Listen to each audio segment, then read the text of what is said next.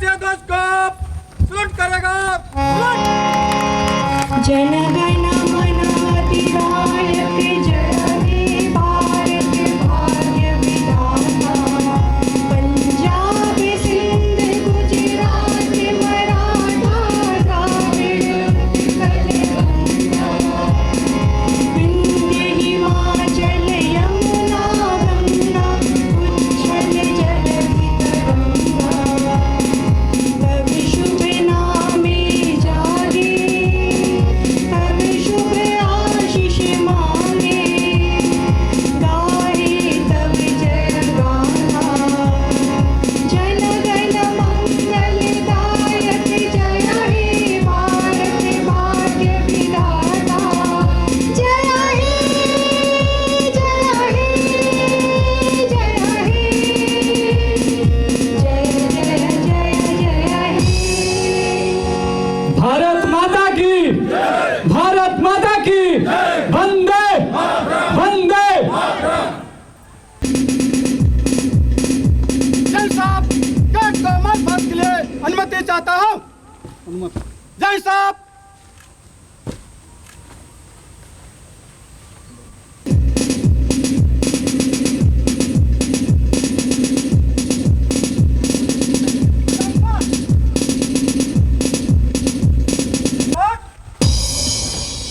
सैन्य से सज्ज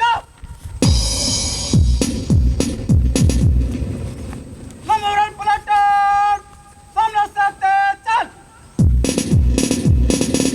मेमोरियल प्लाटून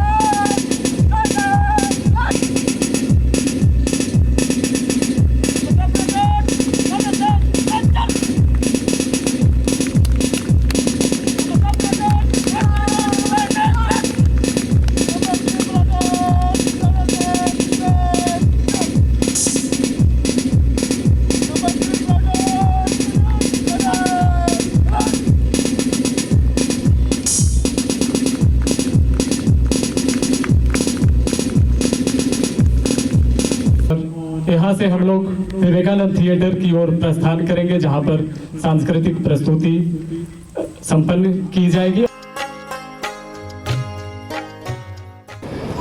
आज से सैकड़ों वर्ष पूर्व गोस्वामी तुलसीदास ने लिखा था कि बंदौ गुरुपद पदम परागा सुरुचि सुवास सरस अनुरागा।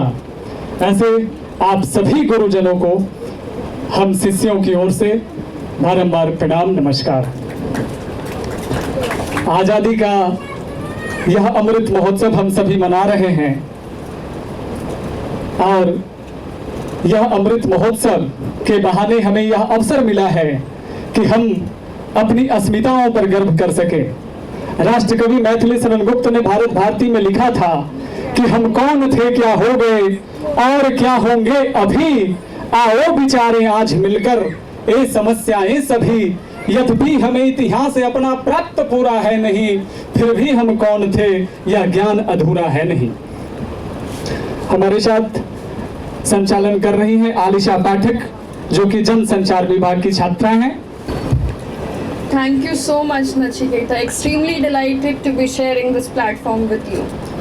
So, highly esteemed VC sir, honorable faculties, dear seniors, and my beloved comrades, and also people who are listening to this voice right now. Wishing you all a fabulous morning and a very happy Independence Day. So, today, when the country is celebrating its 75th anniversary of independence, I hope we at CUSB will be able to commemorate all the great freedom fighters, leaders, and every individual who became a part of our journey for these 75 years and contributed to the development of nation. I'd like to request my co-host to please proceed with the program. धन्यवाद आलिशा। और हम सभी आज़ादी का अमृत महोत्सव मना रहे हैं इस विश्वविद्यालय के परिसर में, सभागार में। और मैं कहूँगा कि यह सभागार एक मिनी इंडिया का झलक दे रहा है, जहाँ पर सुदूर दक्षिण से लेकर के सुदूर पूर्वोत्तर, उत्तर और पश्चिम सभी भारत के सभी हिस्सों के प्रोफेसर से यहाँ पे बैठे हुए हैं। आइए हम सभी जोरदार तालियों से माननीय कुलपति महोदय को आमंत्रित करें। अंगहार उनका जिनका हाथ समय रुक जाता है, आदेश जिधर को देते हैं इतिहास उधर झुक जाता है। दिनकर के इन शब्दों के साथ हम सभी अपने माननीय कुलपति महोदय को आमंत्रित करते हैं। सर आप आए और हम सभी लोगों को अपने वक्तव्य से लाभान्वित करें, अपने आशीर्वचन से लाभान्वित करें। आज़ादी के 75वें पर्व के अवसर पर आप सभी उपस्थित विश्वविद्यालय के शिक्षक एवं अधिकारीगण, विश्वविद्यालय के कर्मचारीगण, विश्वविद्यालय के छात्र एवं छात्राएं और विश्वविद्यालय के विकास में लगे हुए सभी अन्य शिक्षण एवं शिक्षणेतर कर्मचारीगण, इस समारोह के संचालक श्री नचिकेता जी, सुश्री आलिशा जी एवं अन्य सहयोगी वृंद, आज़ादी के 75वें वर्षगांठ के अवसर पर आप सभी को हार्दिक बधाई एवं शुभकामनाएं। आज़ादी आज़ादी आज़ादी और उस आज़ादी का 75वें पैदान पर हम पहुँच चुके हैं। आज पूरा देश आज़ादी का पर्व मना रहा है, लेकिन ये आज़ादी जिसके स्वतंत्र वातावरण में आज हम सांस ले रहे हैं, इतनी आसानी से, इतनी सहजता से, इतनी सुलभता से नहीं प्राप्त हुई है। इसके पीछे अनगिनत लोगों की कुर्बानी है। इस आज़ादी को पाने के लिए कितने लोगों ने भारत माता की जय और वंदे मातरम कहते हुए फांसी के फंदों को चूम लिया। कितनी माताओं की गोद सूनी हो गई, कितनी बहनों के सिंदूर धुल गए। इतनी सहजता से नहीं मिली और उनके त्याग, तपस्या और समर्पण का परिणाम है कि आज हम इस स्वच्छंद वातावरण में रह रहे हैं। अपने को गलाकर उन्होंने हमें आज़ादी दिया। हम दीपक की पूजा करते हैं, दीपक जलाते हैं। वह दीपक केवल समारोह का एक प्रतीक मात्र नहीं होता है, बल्कि हमारे लिए एक प्रेरणा का स्रोत होता है। दीपक दुनिया को प्रकाश देता है। अपने को जला करके, अपने को गला करके दुनिया को प्रकाश देता है। जो अपने को गलाकर, अपने को पचा करके, अपने को कष्ट में रख करके दुनिया को प्रकाश देता है, जन सामान्य की लड़ाई लड़ता है, इतिहास उसी को याद रखता है और बाकी लोगों को इतिहास भूल जाता है। आज वह दिन है ऐसे लोगों को याद करने का, ऐसे लोगों का स्मरण करने का, उनके प्रति समर्पण और अर्पण के भाव रखने का। हम उन वीर शहीदों का सम्मान करते हैं, उनके प्रति हम अपना समर्पण रखते हैं और साउथ बिहार केंद्रीय विश्वविद्यालय की ओर से उन शहीदों की हम श्रद्धांजलि अर्पित करते हैं। आज़ादी मिली, एक सपना पूरा हुआ, लेकिन इस सपने के साथ और भी सपने थे। सपना था एक भारत के पुनर्निर्माण का, जो भारत की खोई हुई विरासत है, जो भारत का वैभव है, जो इसकी संस्कृति और संस्कार की संपन्नता है, उसको पुनर्स्थापित करने की एक सपना था। एक सपना था समता युक्त, विषमता मुक्त और समरसतापूर्ण समाज की रचना का। कैसे एक समता युक्त, विषमता मुक्त और समरसतापूर्ण समाज की रचना किया जाए। एक ऐसा राष्ट्र हो जो समता और ममता से ओतप्रोत हो, विषमता से मुक्त हो और समरसता से परिपूर्ण हो, हम ऐसे राष्ट्र का निर्माण कर सकें, यह सपना था। ऐसा नहीं है कि इन लक्ष्यों की ओर हम आगे नहीं बढ़े हैं, हम आगे बढ़े हैं। हम इनको पाने में भी बहुत कुछ हद तक सफल भी रहे हैं, लेकिन अभी भी बहुत कुछ किया जाना बाकी है, जो हम समूह के सामूहिक प्रयास पर निर्भर है। हम सभी लोगों की सामूहिकता के भाव, भावना और समर्पण पर निर्भर है उन सपनों को पूरा करना। अभी एंकर ने बहुत सारी उपलब्धियों का बताया। यदि मुझसे कोई पूछे कि आज़ादी के बाद इस देश की सबसे बड़ी उपलब्धि क्या है, तो मैं कहूँगा आज़ादी के बाद इस देश की सबसे बड़ी उपलब्धि है इस देश में लोकतंत्र। इस देश में लोकतंत्र, भला या बुरा, इस देश में चल तो रहा है। हमको अपनी स्वतंत्रता के अनुसार, अपने मत के अनुसार मतदान का अधिकार है। अगल बगल के पड़ोसियों में नहीं है, और यदि है भी तो कब चली जाए कोई ठिकाना नहीं है। चाहे उत्तर हो, चाहे दक्षिण हो, पूरब हो, हर जगह संकट मंडरा रहा है। और ऐसे भी पड़ोसी बनने जा रहे हैं जिनके यहाँ किताबें रखने पर भी अब लोग किताबें छुपा रहे हैं। किताबें छुपाई जा रही हैं। आप अफगानिस्तान का समाचार पढ़िए, वहाँ के इंटेलेक्चुअल्स वहाँ अपनी किताबें छुपा रहे हैं कि हमारी किताबों को न ले लें, कोई देख न ले। आप सोच सकते हैं भला या बुरा इस देश में लोकतंत्र है। हाँ, लोकतंत्र है, लेकिन लोकतंत्र की गरिमा का हम पालन न कर सकें तो यह देश के विधान और संविधान का दोष नहीं, यह दोष हमारा है। संविधान ने एक समता युक्त विषमता मुक्त भारत की रचना की बात कही, लेकिन यदि हम जाति के आधार पर, भाषा के आधार पर, क्षेत्र के आधार पर, संप्रदाय के आधार पर, ऊंच नीच के भेदभाव के आधार पर मतलब व्यक्ति करते हैं, तो यह संविधान का दोष है क्या? यह संविधान का दोष नहीं है, यह दोष तो हमारा है, यह दोष हमारा है। हमें अपने को अपने में सुधार करना चाहिए।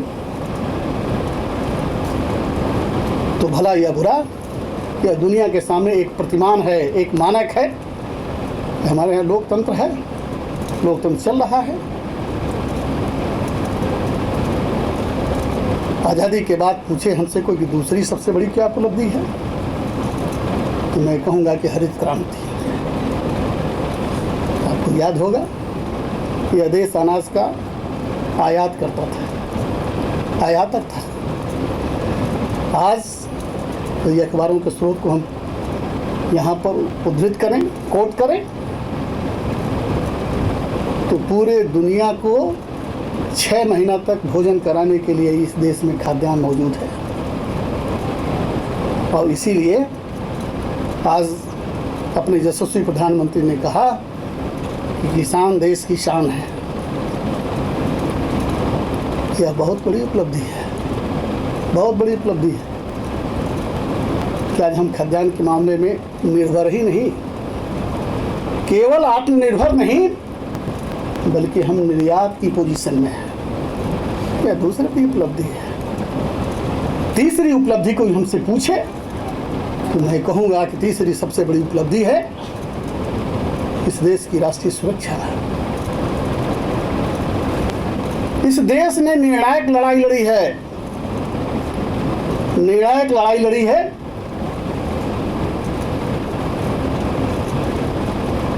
दुनिया में युद्ध बहुत हुए हैं, लेकिन हार जीत का फैसला हो वह बहुत कम युद्ध में हुआ है। लेकिन भारत यह क्लेम कर सकता है कि उसने दुनिया में निर्णायक लड़ाई लड़ी है। वह दुनिया का एकमात्र देश है। आपको जानते हैं 1971 में भारत और पाकिस्तान का युद्ध,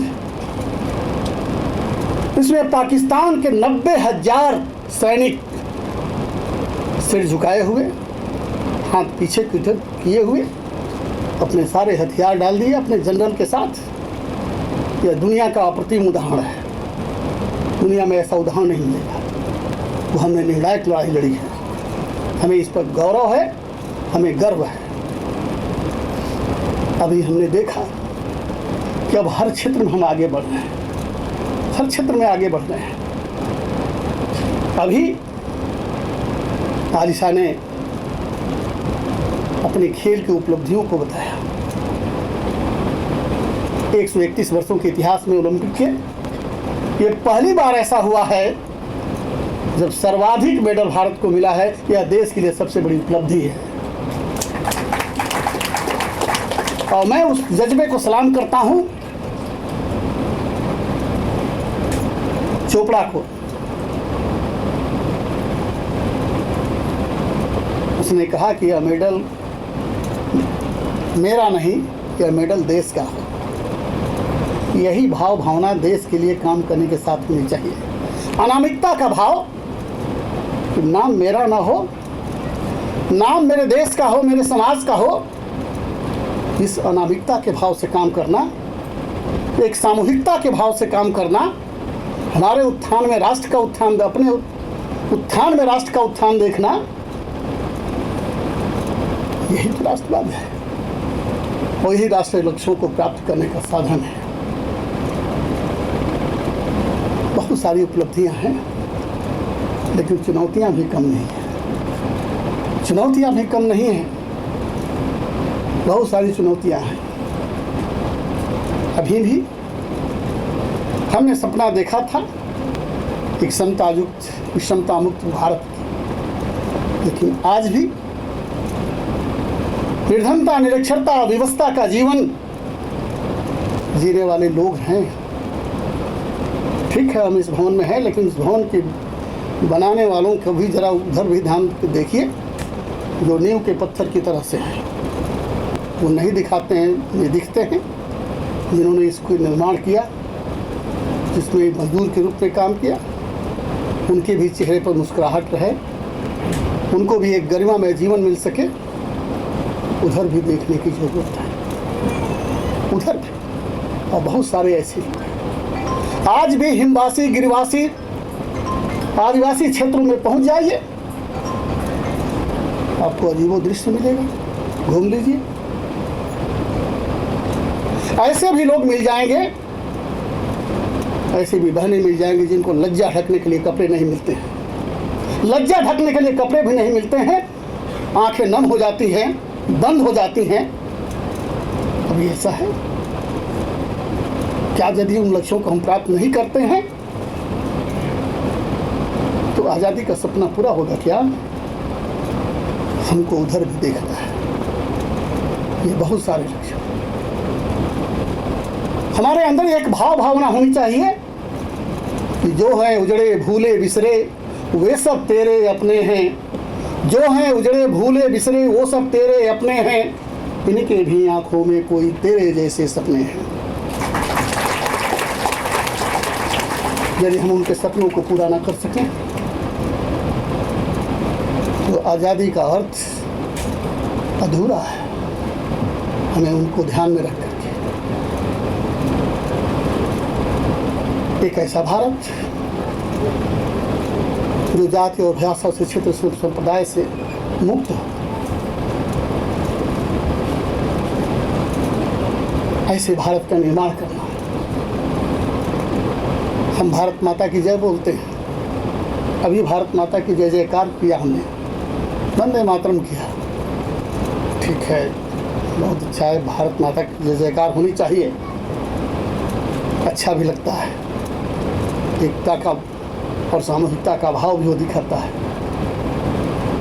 लेकिन अरे भारत माता की जय कहते हैं, ऊंच नीच का भाव रखते हैं, भेद भावना रखते हैं, स्वार्थ साधना रखते हैं, जाति के आधार पर, संप्रदाय के आधार पर ऊंच नीच का भेदभाव रखते हैं। यह भारत माता का सम्मान है क्या? यह भारत माता का सम्मान है क्या?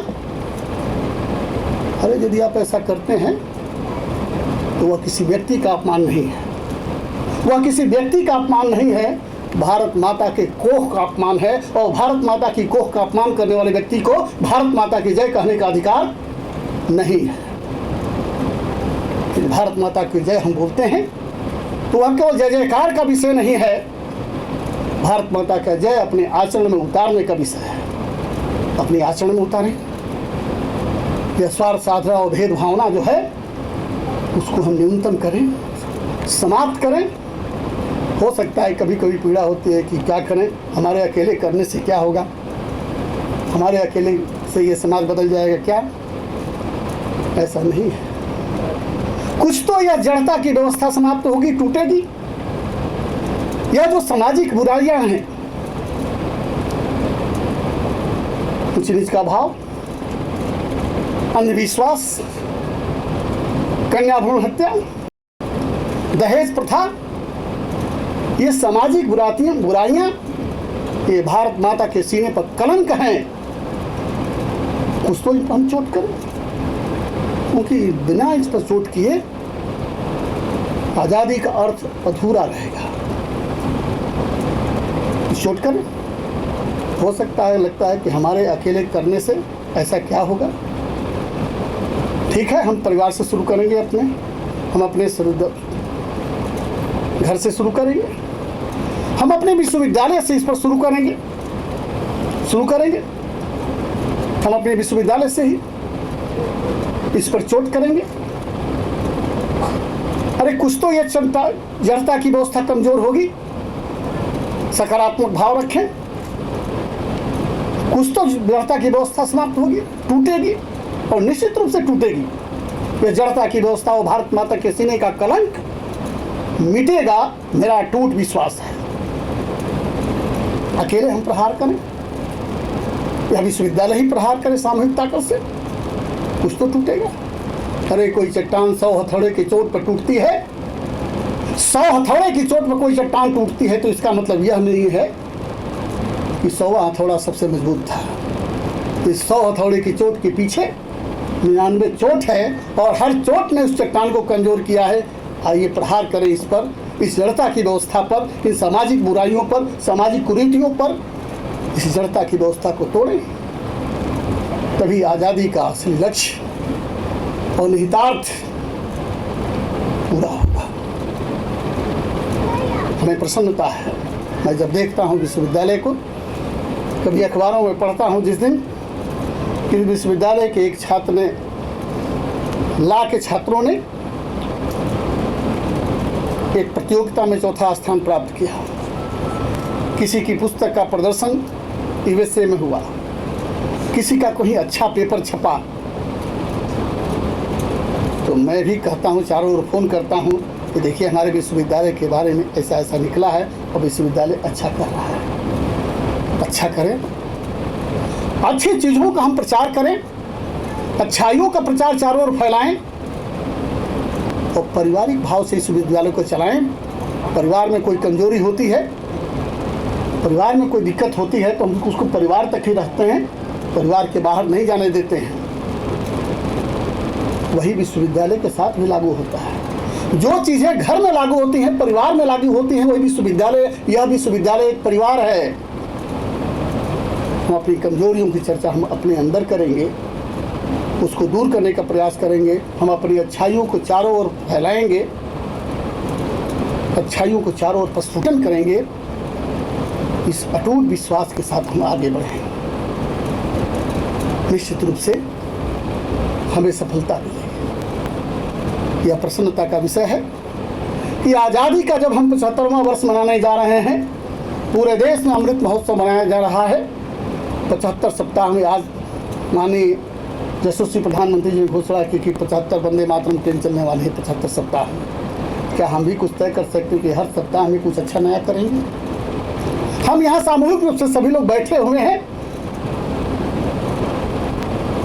समाज के सबसे अच्छे लोग हैं ऊंचे पदों पर। हम हर सप्ताह में कुछ नया करेंगे इस विश्वविद्यालय के लिए, जो इसकी जड़ों को खोदने में नहीं, जड़ों को मजबूत करने में सहायक होंगे। ऐसा कुछ कर सकते हैं क्या? मानता हूँ संसाधन का अभाव है, संसाधनों का अभाव है, लेकिन ये अभाव तो हमेशा रहता है, अभाव बना रहता है, ये कमियां रहेंगी। एक ही साथ हम सोच लेंगे सारे संसाधन हो जाएंगे तभी हम करेंगे, तो छोटा सा परिवार है उसमें भी कुछ घटा रहता है। समस्याओं का आना, कमियों का बना रहना, चुनौतियों का बना रहना, यह तो जीवन का अंग है। That is a part of life. और इन चुनौतियों से बाहर निकलना, that is art of life. उस आर्ट ऑफ लाइफ का हम उपयोग कर सकते हैं क्या? ठीक है, अभाव है हमारे पास, लेकिन इस अभाव में रहते हुए हम क्या अच्छा कर सकते हैं वह तो सोचें। अभी मैं देश की बच्ची हॉकी की कप्तान रामपाल का कथन में देख रहा था।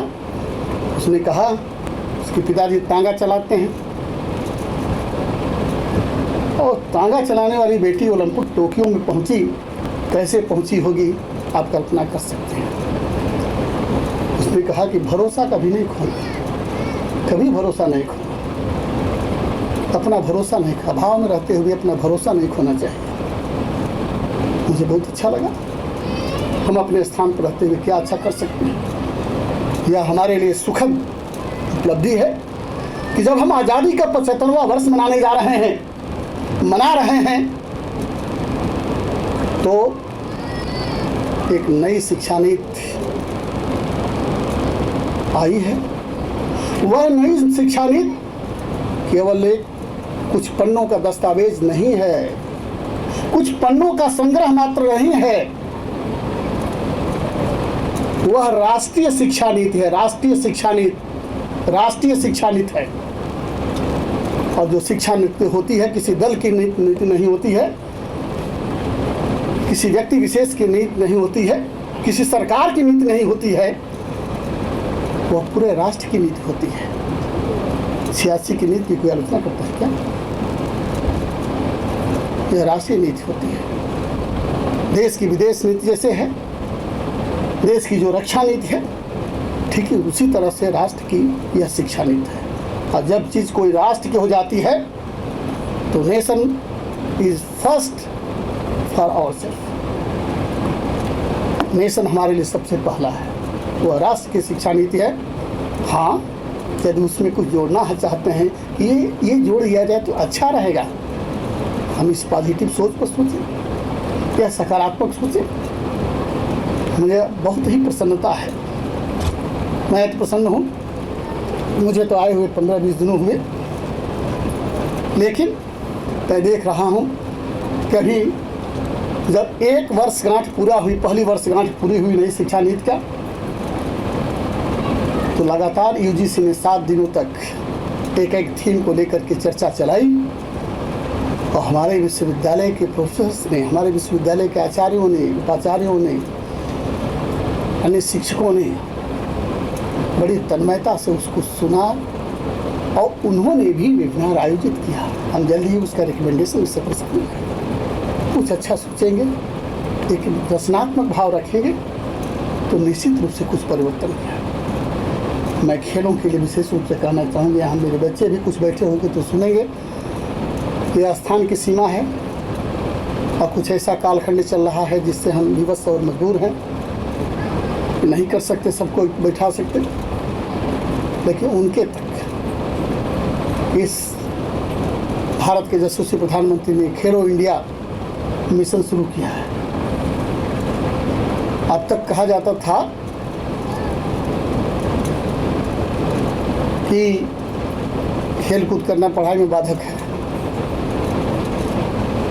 लेकिन मैं ओलंपियंस की लिस्ट देख रहा था, उसमें 7 ऐसे साइंटिस्ट हैं जो ओलंपिक में मेडल पाए हैं। कोई न्यूरोलॉजिस्ट है, कोई चोटी का डॉक्टर है, एक फार्माकोलॉजी में है, और सभी ने अपने अच्छा काम किया है। हार्वर्ड का एक प्रोफेसर है, वह खेल में ओलंपिक में पदक पाया है। तो ऐसा नहीं कि खेल आपके लिए बाधा है, बाधा नहीं है। और अब तो नई शिक्षा नीति में ऐसा भी हो गया है कि उस नई शिक्षा नीति में खेल के भी अंक मिलेंगे, खेल के भी क्रेडिट होंगे, वह आपके टोटल क्रेडिट में जुड़ेगा। यह बहुत बड़ा वरदान है।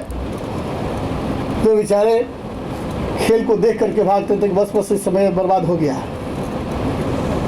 एक बहुत व्यापक सोच है। यह देश की 21वीं शताब्दी के नवनिर्माण का दस्तावेज है, राष्ट्र की नीति। हम देखिए इस पर। मैं जानता हूँ कि बड़ी विषम परिस्थितियों में आप बैठे हुए हैं, स्थान के शॉर्टेज है। मेरे सामने देखता हूँ कि कुछ लोग खड़े हैं, मुझे भी पीड़ा हो रही है खड़े होते हुए उनको देखते हुए। मैं नहीं चाहता कि बहुत देर तक उनको होना पड़े इस तरह से, लेकिन आइए आज हम अपना संकल्प लें। आज़ादी के 75वें वर्ष पर जब हम अमृत महोत्सव मना रहे हैं, तो आइए एक संकल्प लें। संकल्प लें कि देश के हित में करेंगे काम। अरे देश हमें देता है सब कुछ, हम भी तो कुछ देना सीखें। विश्वविद्यालय हमें बहुत कुछ देता है, हमको नाम दिया, हमको पहचान दिया। कहीं भी आप जाएंगे अपना नाम बताएंगे तो कहें कि मैं वहाँ हूँ। इस विश्वविद्यालय ने आपको नाम दिया है, पहचान दिया है, तो ठीक है। देश हमें देता है सब कुछ, हम भी तो कुछ देना सीखें। अरे यह विश्वविद्यालय हमें बहुत कुछ देता है, हम भी तो इसके लिए कुछ देना सीखें। हम क्या कर रहे हैं, हम क्या कर सकते हैं अपने स्थानों पर रखते हुए, क्या अच्छा कर सकते हैं। आइए आज इसका संकल्प लें, एक संकल्प लें कि एक सामूहिकता के भाव से एक समतायुक्त विषमता मुक्त समरसतापूर्ण समाज की रचना के लिए, और उसमें हमारा विश्वविद्यालय सहायक हो।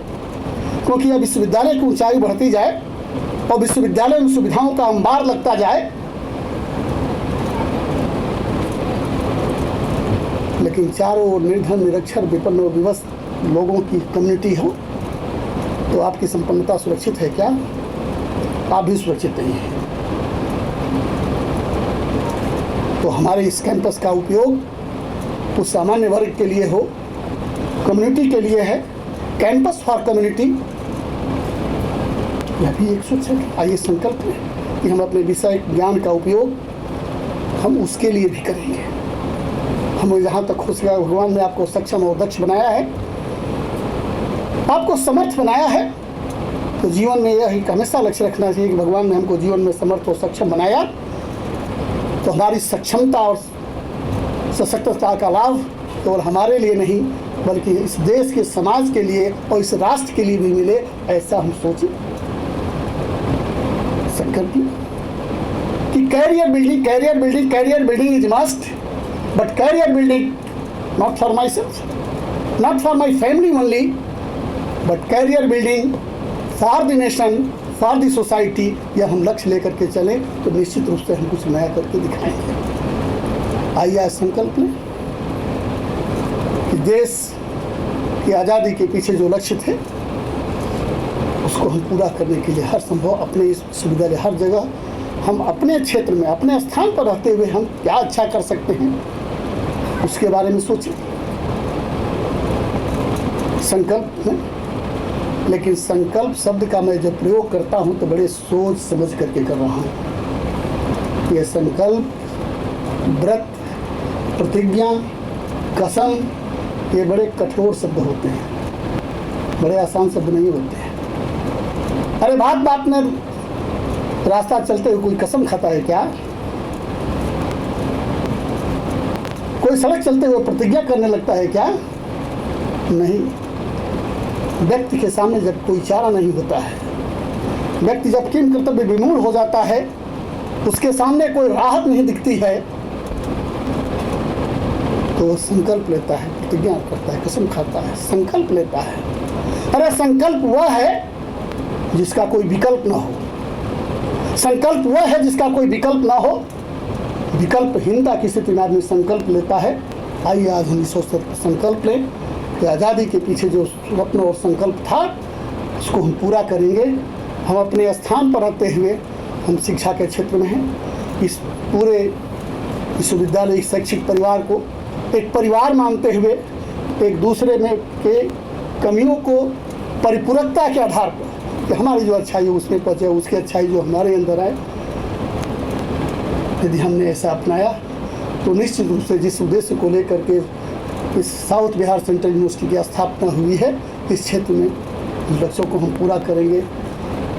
मैं इसी शब्द के साथ आज़ादी के इस 75वें वर्ष पर्व पर आप सभी को अपनी शुभकामनाएं देता हूं, बधाई देता हूं। जय हिंद, जय भारत, भारत माता की, भारत माता की, वंदे वंदे वंदे।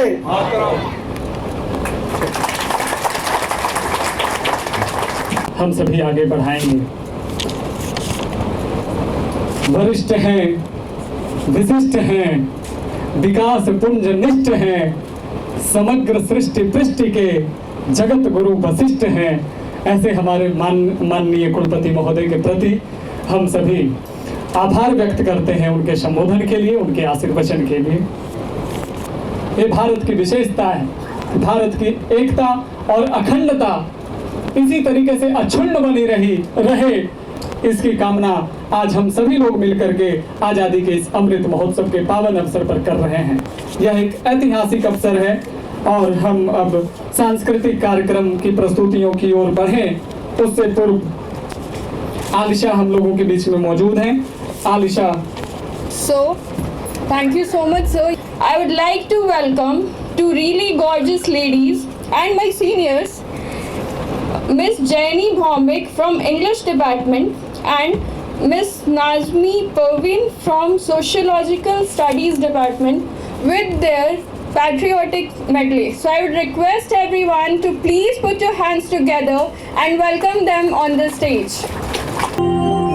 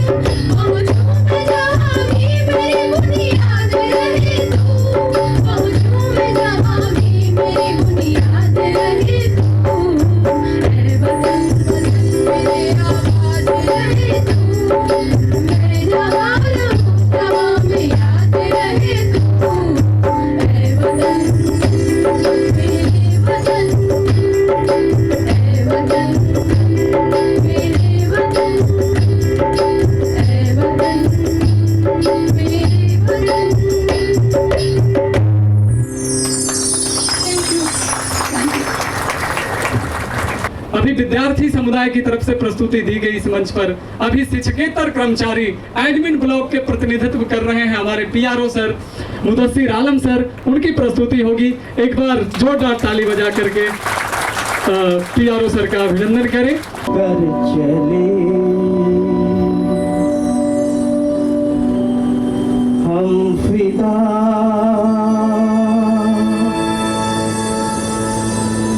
जानतन साथियों,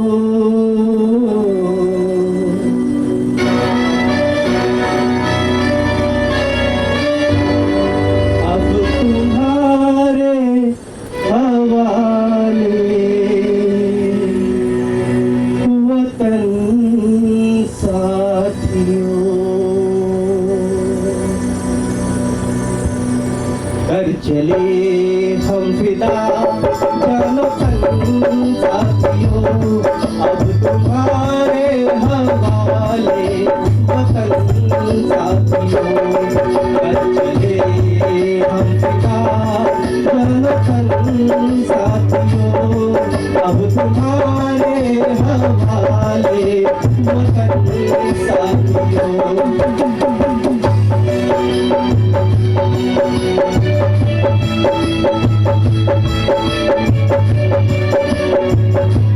सांस थमती गई, नब्ज़ जमती गई, फिर भी बढ़ते कदम को न रुकने दिया। कट गए सर हमारे तो चुनन नहीं, सर हिमालय का हमने न झुकने दिया। बढ़ते बढ़ते रहा साथियों, अब तुम्हारे हवाले वतन साथियों। चले हम फिदा जानो तन साथियों, अब तुम्हारे हवाले वतन साथियों।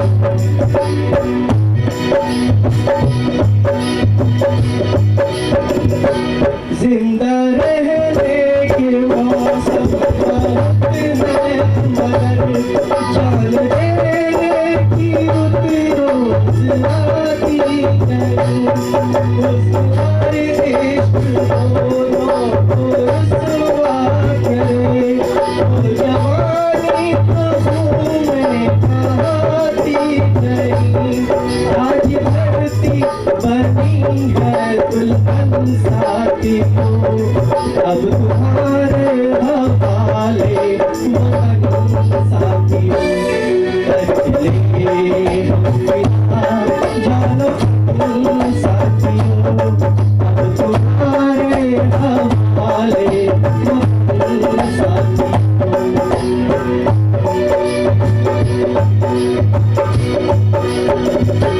राह कुर्बानियों की नवी रात हो, तुम सजाते ही रहना नए काफिले। वतन का जश्न इस जश्न के बाद है, जिंदगी वक्त से मिल रही है गले। बांध लो अपने सर से कफन साथियों, अब तुम्हारे हवाले वतन साथियों। कर चले हम फिदा जानो तन साथियों, अब तुम्हारे हवाले वतन साथियों। अब तुम्हारे हवाले वतन साथियों, तुम्हारे हवाले वतन साथियों। बहुत बहुत शुक्रिया, जय Hind. Thank you, sir. Thank you so much for this performance. And so now, without further delay, I'd like to request my co-host to please welcome our next performers. हम लोग पीआरओ सर के द्वारा गाया जाने वाला गाना सुन रहे थे और शिक्षकेतर कर्मचारियों की तरफ से के प्रतिनिधित्व करते हुए सर के द्वारा प्रस्तुति दी जा रही थी। इसी देशभक्ति की भावना का प्रदर्शन करती हुई है प्रतिका सिंह जी की यह प्रस्तुति और बायोटेक्नोलॉजी के रिसर्च स्कॉलर आशुतोष सिंह जी, आप दोनों का मंच पर हार्दिक स्वागत है। सरफरोशी की तमन्ना अब हमारे दिल में है, देखना है जोर कितना बाजुए का दिल में है, वक्त आने पे बता देंगे तुझे आसमां क्या बताए हम जुनूने शौक किस मंजिल में है। सरफरोशी की तमन्ना देश से है प्यार तो हर ना चाहिए, मैं रहूं या ना रहूं भारत ये रहना चाहिए।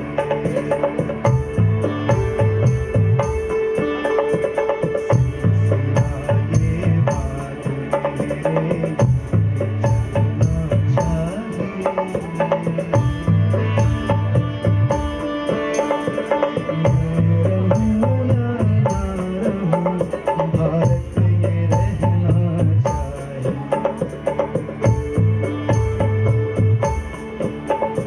मेरे मेरी नस नस तार कर दो और बजा दो एक सितार,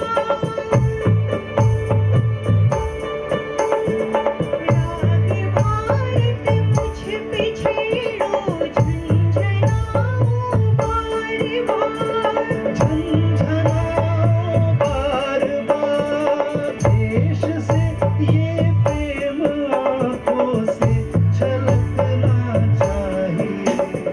मैं रहूं या ना रहूं भारत ये रहना चाहिए।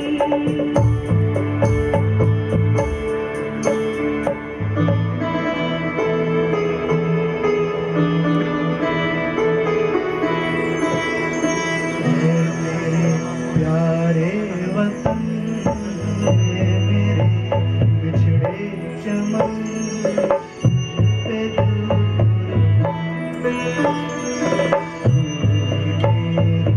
आरज़ू तू ही मेरी आबरू, तू ही मेरी मेरे प्यारे वतन, मेरे बिछड़े चमन पे दिल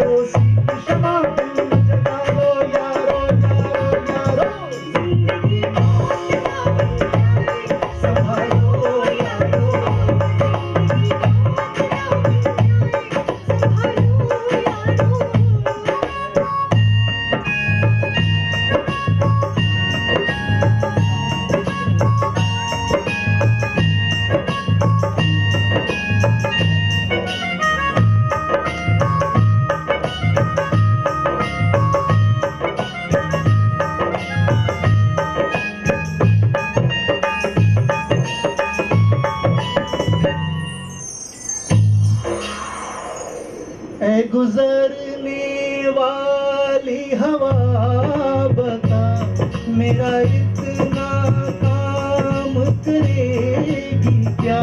मेरे गाँव का मेरे दोस्तों को सलाम दे।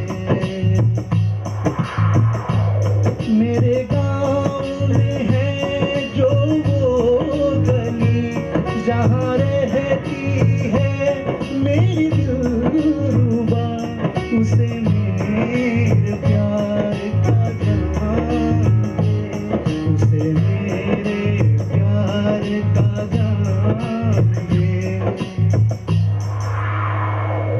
वहीं थोड़ी दूर है घर मेरा, मेरे घर में है मेरी बूढ़ी माँ।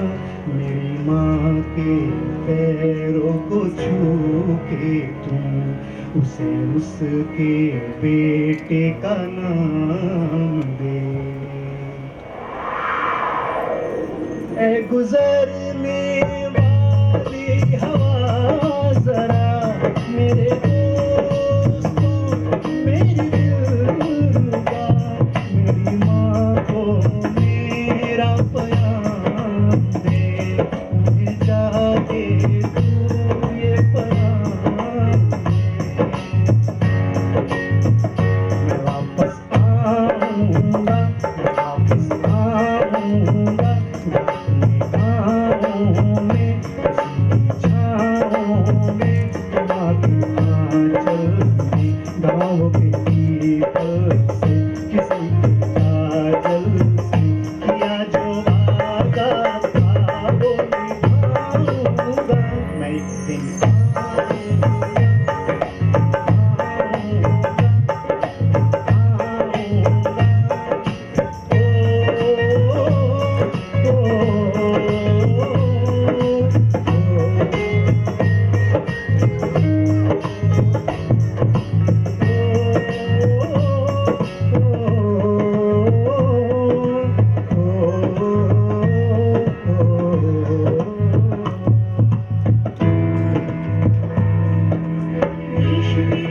देश मेरी जान है तू। देश मेरी मेरी जान है तू। देश मेरी मेरी शान है तू। देश मेरी मेरी शान है तू। मिटाने से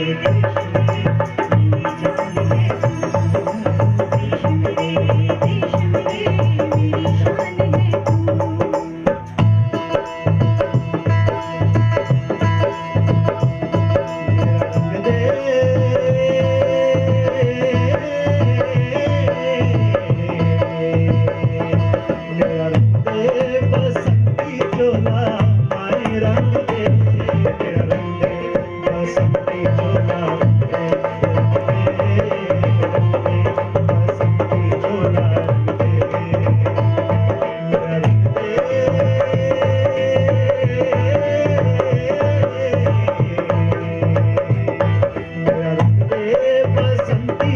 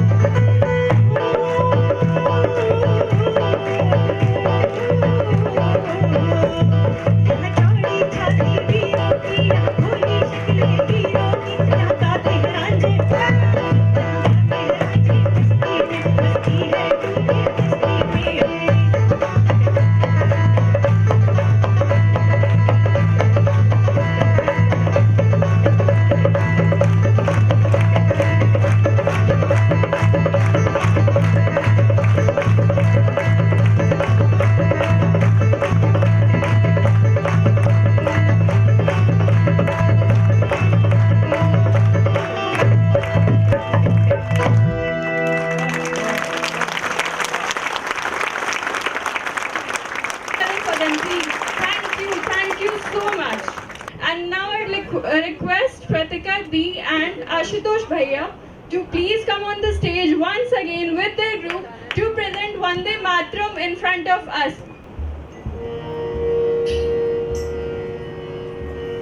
वंदे मातरम वंदे मातरम वंदे मातरम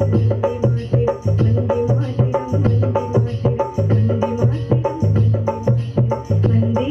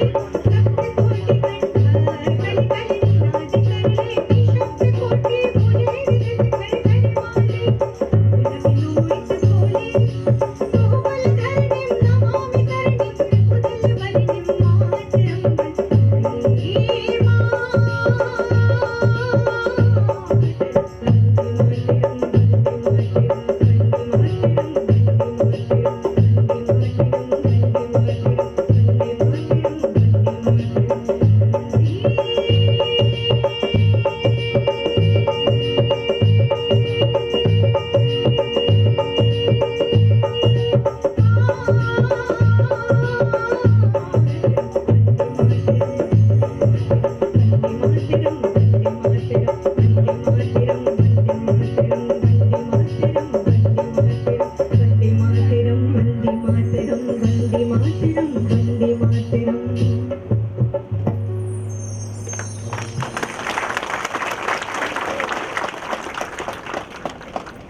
हम सभी के भीतर एक सांस्कृतिक चेतना और देशभक्ति से ओतप्रोत सांस्कृतिक चेतना का संचार करने का काम आप दोनों ने किया है।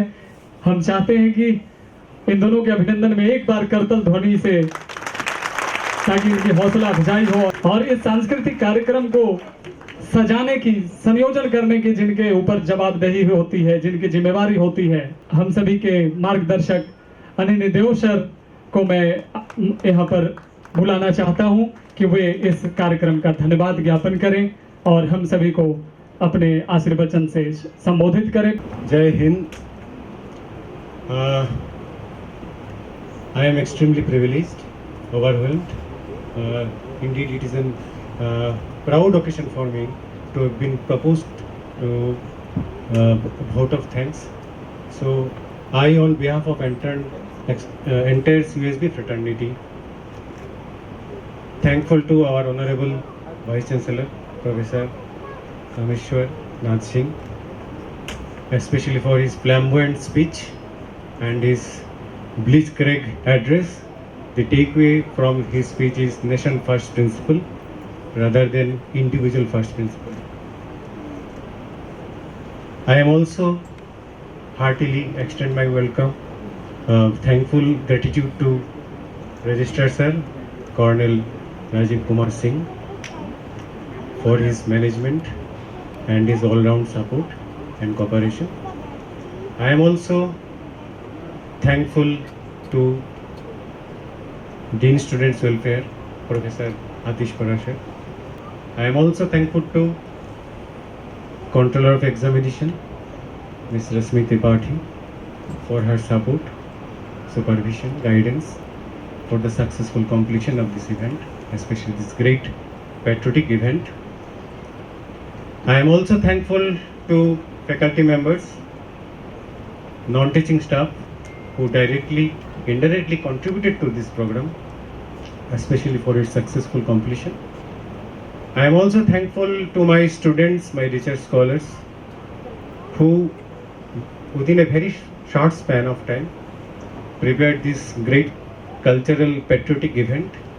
And I understand due to this pandemic, we could not prepare as per our expectation because students are not coming, both UG and PG are not coming.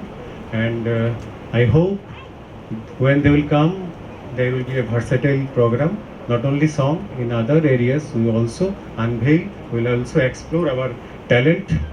And with these words, I conclude here, and my last words should be जन्मभूमि के लिए जन्म लेते हैं, जन्मभूमि पे जो जान लुटाते हैं लिए, उनके लिए मेरा नमन, कोटि कोटि नमन। जय हिंद, वंदे मातरम।